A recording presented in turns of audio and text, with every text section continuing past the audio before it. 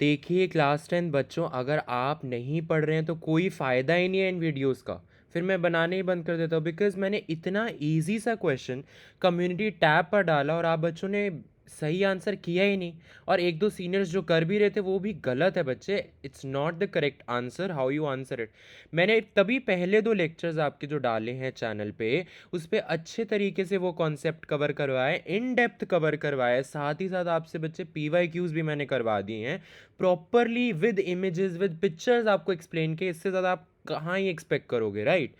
तो community tab पे एक बारी मैं वो क्वेश्चन खोल लेता हूँ आपके सामने। देखिए क्वेश्चन क्या कह रहा है। क्वेश्चन कह रहा है when dilute HCl is added to zinc granules, ठीक है, how will you prove that chemical change has taken place here. Support your response with two arguments. ये आपके इस बारी का जो सैम्पल पेपर CBSE वालों ने रिलीज़ किया है ना, इसी पहली बार ही हुआ है यार कि आपका अभी अभी सेशन शुरू हुआ है एंड साल के स्टार्टिंग में ही सैम्पल पेपर रिलीज़ हो गया है। ये फर्स्ट टाइम हुआ है ऐसे CBSE वालों ने जो किया है। उसके अंदर क्वेश्चन नंबर 21 है ये, ठीक है, कि जब हाइड्रोक्लोरिक एसिड की कुछ ड्रॉप्स डाली जाती हैं जिंक ग्रेन्यूल्स, जिंक मेटल के ग्रेन्यूल्स के ऊपर, तब आप इसे कैसे प्रूव करोगे कि ये एक केमिकल चेंज हुआ है। आपको दो आर्ग्यूमेंट्स करनी है। सो बेसिकली बच्चे, मैंने लास्ट क्लास के अंदर आपको बताया था कि केमिकल चेंज जब होता है, केमिकल चेंज का मतलब क्या है कि जब एक केमिकल रिएक्शन हो रहा होता है तब हम उसे आइडेंटिफाई कैसे कर सकते हैं, डिफरेंट डिफरेंट कैरेक्टरिस्टिक्स से। तो आपको यहाँ पे वो कैरेक्टरिस्टिक्स लिखने हैं। इतना इजी था, आप पता नहीं क्या क्या आंसर कर रहे हो, और जो सीनियर्स आंसर कर रहे हैं वो भी गलत है। सो ध्यान से देखो, सबसे पहला तो होगा कि evolution of a gas, hydrogen gas बनेगी, ठीक है। एंड क्योंकि ये गैस इवॉल्व हो रही है इसलिए हम कह सकते हैं केमिकल चेंज हो रहा है। सेकेंड, आप क्या लिख सकते हो, heat is evolved, this implies it is an exothermic chemical reaction।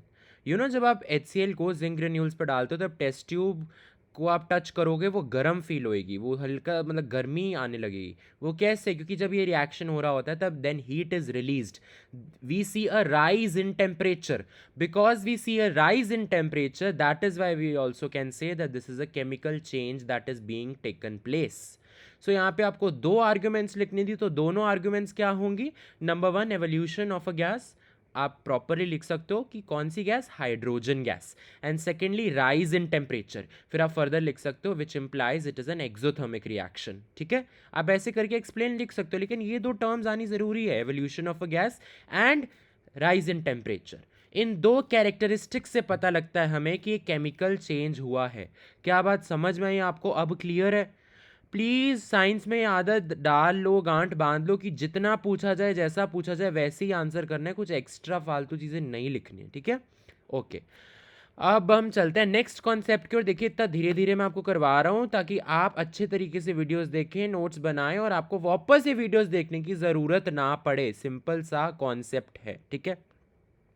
Concept देखो, अब धीरे धीरे करके ना नंबर ऑफ रिएक्शंस बढ़ने शुरू हो जाएंगे। सो बेटर है you start revising learning them right away, okay. तो अब ये एक्टिविटी 1.2 के अंदर हम देखते हैं कि हम एक टेस्ट ट्यूब के अंदर लेड नाइट्रेट सोल्यूशन लेते हैं। कौन सा सोल्यूशन? Lead nitrate solution. और फिर हम उसके अंदर पोटेशियम आयोडाइड सोल्यूशन ऐड करते हैं, तब हम क्या ऑब्जर्व करते हैं? तो ध्यान से देखो बच्चे, ये लेड नाइट्रेट का सोल्यूशन है, ठीक है। मैंने आपके लिए इमेजेस भी किए हैं, बिकॉज केमिस्ट्री को जितना इमेजेस के साथ देखोगे उतना ज़्यादा आपको दिमाग में बैठेगा। पोटेशियम आयोडाइड ये है, ठीक है जी। एंड जब इन दोनों को हम मिक्स करते हैं आपस में तो क्या ऑब्जर्व होता है? आप खुद ही देखो, a colour change is observed, right. Colour अलग बदल गया। ये ऑब्जर्व मतलब आपने क्या देखा? आपने देखा कि जब इन दो ट्रांसपेरेंट सॉल्यूशंस को आपस में मिलाया गया, ये वाला सॉल्यूशन क्या है?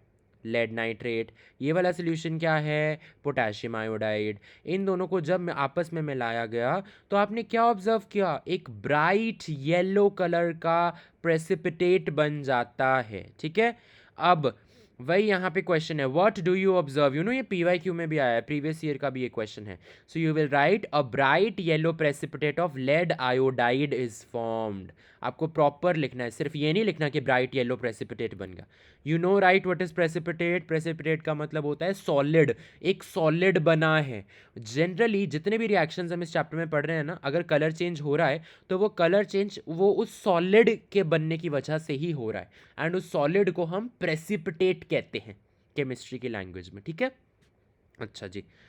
अब तो ये आपको लिखना है ऐसे properly, a bright yellow precipitate of lead iodide is formed. देखो मैं आपको सब कुछ स्पून फीड कर रहा हूँ, वैसे मुझे करना नहीं चाहिए बिकॉज ये चैनल ही इसलिए कि आपको पूरा डेप्थ में समझाया जाए, इसीलिए मैं कर रहा हूँ. तो इसका पूरा फ़ायदा आपने उठाना है, अगर नहीं उठाया तो आपका लॉस है भाई. फिर बाद में मत कहना कि सर आपने पढ़ाया था ये आ गया, हमने किया ही नहीं, क्योंकि हमने देखी ही नहीं थी वीडियो, है ना.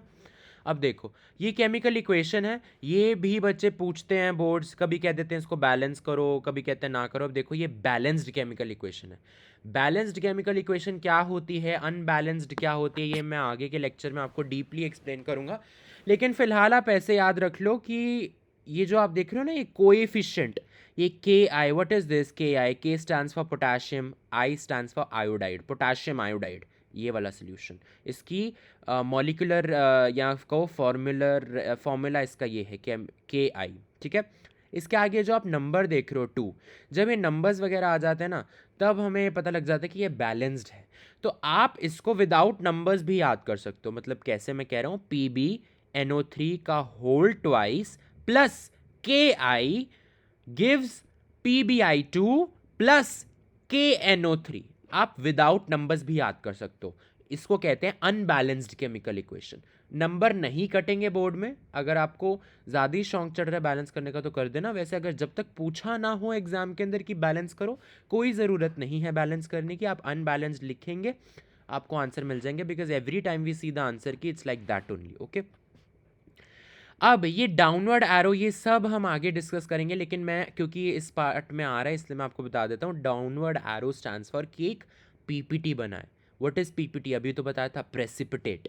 प्रेसिपिटेट का शॉर्ट फॉर्म होता है PPT, प्रेसिपिटेट, यानी एक सॉलिड बना है. और ये सॉलिड ही येलो कलर दे रहा है इस टेस्ट ट्यूब में जो आप देख रहे हो. ये yellow is formed due to this PbI2, lead iodide. तो ये पूरी इक्वेशन आपको अच्छे तरीके से याद होनी चाहिए with formulas. Okay, next, which type of chemical reaction is this. ये CBSE 2019 का क्वेश्चन है, वेरी इजी बच्चे. It is double displacement reaction. अब ये कैसे आया जी, ये हम आगे के लेक्चर्स में जब मैं आपको different types of chemical reactions पढ़ाऊंगा, जिसके अंदर होते हैं combination, decomposition, then displacement, then double displacement. ये 4 टाइप्स के होते हैं, तो उसमें आपको समझ में आ जाएगा. लेकिन अभी के लिए आप याद रखो, जब वो पढ़ोगे तब वापस यहाँ पे आओगे ना, आपको समझ में आ जाएगा अच्छा सर ने डबल डिस्प्लेसमेंट क्यों बताया था. वैसे भी मैं बता देता हूँ, बिकॉज डबल डिस्प्लेसमेंट रिएक्शंस ऐसे रिएक्शंस होते हैं जिसके अंदर एक्सचेंज ऑफ आयन्स होता है रिएक्टेंट्स के बीच में 2 बारी, तभी डबल नाम आया. डिस्प्लेसमेंट क्यों, क्योंकि एक्सचेंज हो रहा है आयन्स का. रिएक्टेंट्स ये होते हैं जो इस एरो के लेफ्ट हैंड साइड पर लिखे जाते हैं, दीज आर कॉल्ड रिएक्टेंट्स. अब ध्यान से देखो, PB आई के साथ मिलके PbI2 बन गया, तो ये एक एक्सचेंज हुआ. NO3 और K आपस में मिलके KNO3 बना दिए, ये भी एक और एक्सचेंज हुआ, यानी 2 एक्सचेंजेस हुए. एक तो PbI के साथ PbI2 बना, फिर KNO3 के साथ मिल गया, मतलब K तो इसका हिस्सा था ना, यहाँ से टूट के इसके साथ मिलके KNO3 में बदल गया, तो यानी एक ये चेंज हुआ. तो यानी डबल बारी डिस्प्लेसमेंट हुई है. एक बारी PbI की हुई है डिस्प्लेसमेंट, सेकेंड टाइम किसकी हुई है, KNO3 की, इसलिए इसको डबल डिस्प्लेसमेंट कहा जाता है. तो साइंस में क्या होता है, आप अपने वर्ड्स में भी लिखोगे चलेगा, नंबर मिलेंगे, लेकिन मीनिंग सेम रहना चाहिए. Okay, next, write down the chemical equation representing the above reaction. ये भी PYQ है. देखिए मैंने आपको केमिकल रिएक्शन इक्वेशन दे दी है, आपको बच्चे रट्टा करनी पड़ेगी, रट्टा नहीं करोगे तो नंबर कट जाएंगे, फिर ये पूछते ही पूछते हैं. ठीक है, देखो PYQ में आया हुआ है, ये नहीं कि मैं अपने तरीके से करवा रहा हूँ, सब कुछ CBSE ओरिएंटेड है. Next, in which form do you take lead nitrate and potassium iodide solution, and also tell in which form do we get the precipitate. Now this is a very good question. अब बताओ क्या आएगा. solutions are taken in aqueous forms. आप खुद ही images से याद रखो. आप यहाँ पे आपने क्या लिया है, लेड नाइट्रेट, यहाँ पे आपने लिया है पोटेशियम आयोडाइड। देखो दोनों ही एक्वस फॉर्म में, एक्वस फॉर्म मतलब कि आपने इस केमिकल को पानी के अंदर मिलाया है। जब भी आप किसी भी सब्सटेंस को पानी के अंदर मिला देते हो ना, तो आप उसको कहते हो कि ये एक्वस सोल्यूशन बन गया। एक्वस वर्ड का मतलब ही होता है पानी के अंदर घुला हुआ, ठीक है। तो ये एक्वस फॉर्म में है, ये एक्वस फॉर्म में है, लेकिन ये जो पीपीटी बना बच्चे, PPT is always in solid form. All the PPTs are always in solid form, remember that. And solid form को हम डाउनवर्ड एरो ऐसे ना, मतलब प्रोडक्ट, ये इनको जो जिस इस एरो के लेफ्ट राइट हैंड साइड पे जो चीज़ें लिखी जाती हैं उनको प्रोडक्ट्स कहते हैं। तो जब हम इस प्रोडक्ट के साथ डाउनवर्ड एरो यहाँ पे दिखाते हैं, इसका मतलब होता है कि सॉलिड बना है, ठीक है, यानी पीपीटी बना है, प्रेसिपिटेट बना है। Okay. And KNO3 again liquid form में ही होगा, मतलब एक्वस फॉर्म में ही होगा, सोल्यूशन बनेगा इसका, ठीक है। Okay, yes. सो अब हम चलते हैं नेक्स्ट कॉन्सेप्ट की, और कॉन्सेप्ट नंबर 4। अब मैं जैसे वही मैं बता रहा हूँ कि धीरे धीरे करके रिएक्शंस, इक्वेशंस और बढ़ती रहेंगी, इसलिए वीडियो वाइज वीडियो लर्न करते रहो। ओके। अब इसके अंदर क्या लेना है हमने, बेसिकली जिंक ग्रेन्यूल्स लेंगे हम उसके अंदर डाइल्यूट HCl या को हाइड्रोक्लोरिक एसिड डालेंगे। ओ अच्छा, आई थिंक, ओहो, I didn't cover it earlier only, I thought मैंने कवर कर दिया, तभी तो मैंने आपको स्टार्टिंग में कहा कि आपने वो आंसर नहीं किया। चलो कोई बात नहीं, मेरी गलती रही। अभी हम इसको कवर कर लेते हैं फटाफट से। ओके, लेकिन खैर वो भी छोड़ो यार, मतलब कैरेक्टरिस्टिक्स पे था, उससे रिलेटेड भी कोई आंसर नहीं कर रहा था कमेंट सेक्शन के अंदर। चलो कोई नहीं। जिंक ग्रेन्यूल्स हमने लिए हैं टेस्ट ट्यूब के अंदर, ठीक है, और उसके अंदर हमने डाइल्यूट हाइड्रोक्लोरिक एसिड डाला है, ठीक है। तो अब वो पूछा, do you observe anything around the zinc granules. देखो ये जिंक ग्रेन्यूल्स, देखो वही मैंने कहा ना, केमिस्ट्री की असली मज़ा है पिक्चर्स के साथ। ये है जी आपके जिंक ग्रेन्यूल्स, देख रहे हो, ग्रेइश फॉर्म के ये ग्रेन्यूल्स होते हैं, ये छोटे छोटे टुकड़े type, these are called granules. Granules किसी भी मेटल के हो सकते हैं, यहाँ पे हमने जिंक मेटल के ग्रेन्यूल्स लिए हैं, ठीक है। अब वो बोल रहा है कि आपने इन ग्रेन्यूल्स को टेस्ट ट्यूब में डाला, ऊपर से आपने हाइड्रोक्लोरिक एसिड की कुछ ड्रॉप्स डाली, आपने कुछ ऑब्जर्व किया क्या, और फिर साथ में देखो टच द कोनिकल फ्लास्क या टेस्ट ट्यूब जिसके अंदर भी आपने रिएक्शन किया है। तो आप जब इसको टच करोगे तो क्या आपको एक गर्म ठंडा ऐसा कुछ लग रहा है, is there a change in temperature. Yes, ये वही क्वेश्चन है जो आपके NCERT इस बारी पूछा है क्वेश्चन नंबर 21 के अंदर। सो बेसिकली जब हम डालते हैं बच्चे, दो चीज़ें होती हैं। नंबर 1, एक गैस एवल्यूट होती है, लिबरेट होती है। लिबरेट का मतलब निकलती है बाहर। इन जिंक ग्रेन्यूल्स के साथ जब ये एसिड, देखिए आप हाइड्रोक्लोरिक एसिड भी यूज़ करते हो, आप सल्फ्यूरिक एसिड भी यूज़ कर सकते हो, ठीक है। दोनों में से कोई भी करोगे रिजल्ट सेम ही आएगा, remember that, very important point it is. तो जब ये एसिड जिंक ग्रेन्यूल्स की सरफेस के साथ रिएक्ट करते हैं तो जिंक ग्रेन्यूल्स की सरफेस से निकलती है H2 गैस, ठीक है। ये H2 गैस निकलती है, तो इससे एक पता लगता है केमिकल चेंज हो रहा है। एंड सेकेंडली क्या होता है बच्चे कि ना काफ़ी ज़्यादा हीट भी प्रोड्यूस होती है, जैसे कि मैंने स्टार्टिंग ऑफ द लेक्चर में कहा था, काफ़ी ज़्यादा हीट प्रोड्यूस होती है, इसीलिए इसको एक्सोथर्मिक रिएक्शन भी क्या कहा जाता है। Now what are exothermic reactions. Exothermic reactions are the reactions in which heat is evolved given out, ठीक है। एज आई ऑलवेज से आपको इक्वेशन याद होनी चाहिए, इक्वेशन नहीं याद होगी तो आपके नंबर, मतलब पूछ सकता है ना बोर्ड, प्रीवियस ईयर्स में पूछता आ रहा है तो अब भी पूछेगा। तो देखिए यहाँ पे मैंने जिंक लिया, यहाँ पे मैंने साथ में H2SO4 यानी सल्फ्यूरिक एसिड। देखो सल्फ्यूरिक एसिड वगैरह का फॉर्मूला आपको आना चाहिए। What is the formula of sulphuric acid, H2SO4, रट्टा करो मेरे साथ, बोलो H2SO4। What is the formula of hydrochloric acid, बोलो HCl, ठीक है। तो जब ये, अब देखो, अब ये जब रिएक्ट करेंगे, देखो जब हम ये सिंबॉलिक फॉर्म में एक केमिकल इक्वेशन को लिखते हैं तो this is the chemical equation, ठीक है। लेकिन जब हम वर्ड्स की फॉर्म में लिखते हैं, this is called word equation, ठीक है। यानी जिंक प्लस सल्फ्यूरिक एसिड, पूरा इंग्लिश में आप लिखोगे तो इसको वर्ड इक्वेशन कहते हैं, लेकिन अगर आप सिंबल्स की फॉर्म में लिखते हो इसको केमिकल इक्वेशन कहते हैं। तो जनरली बोर्ड्स आपसे केमिकल इक्वेशन ही पूछता है, तो वर्ड इक्वेशन मत लिखाना, केमिकल इक्वेशन आपको ये रट्टा होना चाहिए। जिंक का फॉर्म का क्या होता है, सिंबल Zn, ओके। ये सारा क्लास 9th में पढ़ा था, नहीं याद है तो मेरी लेक्चर नंबर 1 देखो, उसके अंदर मैंने टेबल्स भी प्रोवाइड किए हुए हैं क्लास 9th के, ताकि आपको बुक ना खोलनी पड़े, आप वहीं से देख लो, ठीक है। तो जिंक प्लस H2SO4 जब रिएक्ट करेगा तो क्या बनेगा, ZnSO4 प्लस H2 गैस। अब ये अपवर्ड एरो देखो, अभी पीछे मैंने आपको बताया एक डाउनवर्ड एरो होता है, डाउनवर्ड एरो का मतलब होता है पीपीटी बन रहा है। अपवर्ड एरो का मतलब क्या होता है, एक गैस उड़ रही है, गैस बन रही है। बात समझ में आई? तो हाइड्रोजन क्योंकि गैस है, इसलिए गैसेस के लिए हमेशा हम अपवर्ड एरो का यूज़ करते हैं, रिमेंबर दैट, लिख लो इसको। पीपीटीज़ के लिए हम हमेशा डाउनवर्ड एरो का यूज़ करते हैं। और यहाँ पे आप देख लो, ये ब्रैकेट्स में क्या है, एस लिखा है, S stands for solid form में, यू नो जिंक ग्रेन्यूल्स ले रहे हैं, granules are in solid form. A Q का मतलब क्या है ब्रैकेट में, यानी हम H2SO4 यानी सल्फ्यूरिक एसिड को एक्वस फॉर्म में ले रहे हैं। यहाँ पे भी जो प्रोडक्ट बन रहा है ZnSO4, it is also in aqueous form, ठीक है। अब ये स्टेट्स लिखनी ज़रूरी नहीं होती, आप सिंपल याद कर लो, Zn plus H2SO4 give ZnSO4 plus H2। यहाँ पे एरो बनाना बना सकते हो, ठीक है, वैसे ये भी ज़रूरत नहीं है। चलिए, हाँ, अगर कहा जाए कि फिजिकल स्टेट्स के साथ लिखो, फिजिकल स्टेट्स मतलब कि ये सॉलिड में लिया आपने ये वाला रिएक्टेंट, ये वाला रिएक्टेंट आपने एक्वस फॉर्म में लिया है, ये वाला प्रोडक्ट एक्वस फॉर्म में बना है, ये वाली गैस गैशियस फॉर्म में बनी है, तो आप लिख सकते हो। वैसे ज़रूरी, वैसे ये जनरली नहीं पूछते, ठीक है, कभी नहीं पूछा इनफैक्ट। हाँ, एमसीक्यूज़ में पूछ लेते हैं, तो वही एनसीईआरटी, तभी मैं कह रहा हूँ सिर्फ मेरे पढ़ाने से कुछ नहीं है, एक बार एनसीईआरटी से भी गो थ्रू किया करो, और इन इक्वेशंस के पास में जो फिजिकल स्टेट्स लिखी हैं उनको भी याद करो। वैसे मैं आगे आने वाले लेक्चर्स में वो सारी कवर करवाऊंगा, आपको दिखाऊंगा भी, डोंट वरी, प्रॉपरली कवर हो रहा है सब, ठीक है। अब नेक्स्ट क्वेश्चन आता है बच्चे, which type of reaction is this. तो ये कौन सा रिएक्शन है, ये डिस्प्लेसमेंट रिएक्शन है। डिस्प्लेसमेंट रिएक्शन क्यों?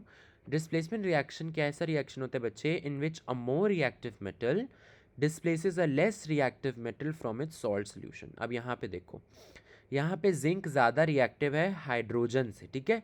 तो हाइड्रोजन का सॉल्ट सोल्यूशन मतलब क्या हुआ, H2SO4 सल्फ्यूरिक एसिड। देखो ये H stands for hydrogen, hydrogen का सॉल्ट सोल्यूशन यानी सल्फ्यूरिक एसिड। और जिंक क्योंकि ज़्यादा रिएक्टिव होता है हाइड्रोजन से, तो जिंक हाइड्रोजन को डिस्प्लेस कर देता है। अब देखो, हाइड्रोजन की जगह जिंक आ गया तो क्या बन गया, ZnSO4। पहले H2SO4 था, अब H2 की जगह जिंक आ गया तो ZnSO4 हो गया, और H2 अपने आप बाहर निकल गई as gas. You know hydrogen exist as a diatomic molecule, ये हमने क्लास 9th में पढ़ा था, तभी H2 लिखा है, H नहीं लिखा है, H2 लिखा है, because hydrogen gas exist as a diatomic gas. बताना ज़रा, कार्बन डाइऑक्साइड का फॉर्मूला क्या है, CO2। Very good, CO2 is the right answer. आगे चल के वो भी लिबरेट होगी कई रिएक्शंस में, वो भी देखेंगे हम, डोंट वरी। इसलिए ये बेसिक बेसिक आना चाहिए क्लास 9th का। चलो, अब नेक्स्ट क्वेश्चन है, which gas is liberated upon the reaction and how can you identify it. तो अब लिबरेटेड मतलब बाहर निकली, ठीक है। So answer is hydrogen gas. अब बच्चे, इसकी आइडेंटिफिकेशन पे बाबा रे बाबा इतने क्वेश्चंस आए हैं, भूलना नहीं है हाइड्रोजन गैस के आइडेंटिफिकेशन। यू नो व्हेन आप एक जलती हुई माचिस को लेकर आओगे इस गैस के पास ना, मतलब गैस तो निकल रही है टेस्ट ट्यूब के माउथ के, मतलब टेस्ट ट्यूब से बाहर निकल रही है गैस, राइट। मान लो कि यहाँ से गैस बाहर निकल रही है इस स्ट्रॉ से। आप जैसे ही इस माचिस को इसके पास, जलती हुई माचिस को इसके पास लेके आना आपने, जलती हुई माचिस को, तो एक पॉप साउंड आएगी ऐसे, पॉप पॉप ऐसे करके, ठीक है। सो ये इसकी आइडेंटिफिकेशन है, because hydrogen gas is the only gas जो कि एक पॉप साउंड के साथ बर्न करती है। तो इसकी आइडेंटिफिकेशन हो गया, PYQs में हज़ारों लाखों बार आया है क्वेश्चन, ठीक है। नेक्स्ट, अब ये बताओ, ये रिएक्शन क्या है, एक एक्सोथर्मिक रिएक्शन है या एंडोथर्मिक रिएक्शन है। अभी अभी बता दिए, मैं बार बार क्या बताऊँ, एक्सोथर्मिक रिएक्शन है। As temperature of the test tubes keeps on increasing that is heat evolve हो रही है, हीट इज गिवन आउट, इसीलिए इसको एक्सोथर्मिक रिएक्शन कहा जा रहा है, ठीक है। अब from the three activities we can say that any of the following observations helps us to determine whether a oh my god, मैंने ध्यान ही नहीं दिया, सॉरी बच्चों। मैंने स्टार्टिंग में आपको बोला कि मैंने कॉन्सेप्ट करवाया, लेकिन मैंने अभी करवाना था, इसीलिए शायद तुम नहीं आंसर कर पाए। I am really sorry. अब मैं आपको बताता हूँ। अब ये सारी एक्टिविटीज़ जो भी हमने पुरानी देखी, जैसे मैग्नीशियम रिबन का जलना हो, चाहे लेड नाइट्रेट और पोटेशियम आयोडाइड का रिएक्शन हो, चाहे सल्फ्यूरिक एसिड जिंक ग्रेन्यूल्स का आपस में रिएक्शन हो, ये जो जितने भी और हमने देखे, इन सब से क्या पता लगता है कि केमिकल रिएक्शन हो रहा है। और एक केमिकल रिएक्शन अगर यदि हो रहा है तो उसके कैरेक्टरिस्टिक्स क्या होते हैं। Number 1 is change in state, number 2 is change in colour, number 3 is evolution of a gas, number 4 is change in temperature. ये सब आपने देखा है ऊपर के सारे एग्जाम्पल्स में। एक काम करोगे कमेंट सेक्शन के अंदर मुझे लिख के बताओ बच्चे। वैसे वैसे एक मैं आपको बात बताऊँ, चेंज इन स्टेट ना जनरली फिजिकल चेंजेस का होता है। बताऊँ क्यों? क्योंकि आइस मेल्ट हुई तो सॉलिड स्टेट से लिक्विड स्टेट में गया, चेंज इन स्टेट हुआ ना, तो ये तो फिजिकल रिएक्शन भी हो सकता है। तो आई थिंक मोस्ट प्रोमिनेंट आपका ये होना चाहिए, change in colour, evolution of a gas and change in temperature. ये काफ़ी मेन है। इसका थोड़ा डाउटफुल रहता है बिकॉज कई रिएक्शंस में ठीक है, मतलब बेसिकली आप कह सकते हो कि चेंज इन स्टेट से अकेले से आप नहीं ये प्रूव कर सकते कि केमिकल रिएक्शन ही हो रहा है, लेकिन इन तीनों से प्रूव कर सकते हो। अगर कलर चेंज हो रहा है तो डेफिनेटली केमिकल रिएक्शन हो रहा है, अगर गैस बन रही है तो डेफिनेटली केमिकल रिएक्शन हो रहा है, अगर टेम्परेचर बदल रहा है, बढ़ रहा है, हीट आपको फील हो रही है तो डेफिनेटली केमिकल रिएक्शन हो रहा है। इन तीनों से तो मैं डेफिनेटली कह सकता हूँ, लेकिन ये चेंज इन स्टेट में थोड़ा डाउटफुल रहता है क्योंकि चेंज ऑफ स्टेट तो फिजिकल रिएक्शंस में भी होता है ना, फिजिकल चेंजेस में भी होता है चेंज ऑफ स्टेट, ठीक है। तो अब आप मेरे को इन तीनों के ज़रा एग्जांपल दोगे? वैसे मैंने इस प्रैक्टिस टाइम में भी आपके लिए लिखा है, you have to write the answers in comment section, okay. ठीक है। तो क्वेश्चन है, write down a chemical equation representing the reaction that takes place when zinc metal granules react with dilute hydrochloric acid, okay. ध्यान से देखो, मैंने ऊपर वाली जो इक्वेशन आपको दी है ना, ये हाइड्रोक्लोरिक एसिड के साथ नहीं है, ये सल्फ्यूरिक एसिड के साथ है। हाइड्रोक्लोरिक एसिड के साथ रिएक्शन आप मुझे कमेंट सेक्शन के अंदर लिख के बताओगे। जो पहले लिखेगा उसका I pin the comment and correct भी होना चाहिए, हाँ। Also identify the type of reaction and also give a suitable test to identify the gas that is liberated. बात समझ में आई?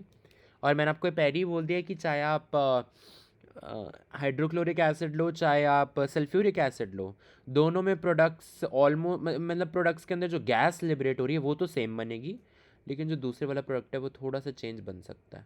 That you will see when you write double, basically single displacement reaction करके देखना, आपको समझ आ जाएगा। Next question है, give an example of a chemical reaction in which the following happens. Number 1 is change in colour, number 2 is change in temperature, एक और ले लो, number 3 change evolution of a gas. तीनों के एग्जाम्पल्स मुझे लिख के बताना ज़रा कमेंट सेक्शन के अंदर, हाँ।